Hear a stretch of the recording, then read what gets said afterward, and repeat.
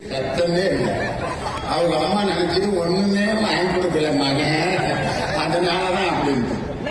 தன் தாயை ஏமாற்றுவதற்கு அல்வா கொடுத்து எப்படி ஏமாற்றினானோ இப்படி வந்ததுதான் ஏமாற்றுவது என்பது அல்வா கொடுத்தது. இன்னைக்கு எடப்பாடி பழனிசாமி அந்த அல்வாவை வாங்கி மானம் கட்டு போய் திங்கிறார்.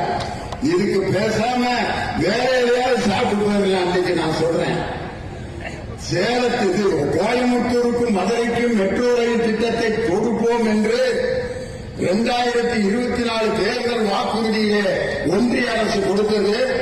இன்னைக்கு தமிழ்நாடு தேர்தல் வரப்போகுது, அந்த அறிவிப்பை அறிவிப்பார்கள் என்று எதிர்பார்த்தா சென்னைக்கும் மைசூருக்கும் புல்லட் ரயில் விடுறார்களா? மெட்ரோ ரயில கொண்டு வாங்க, உங்க புல்லட் ரயில பணக்காரன் தான் போவான்.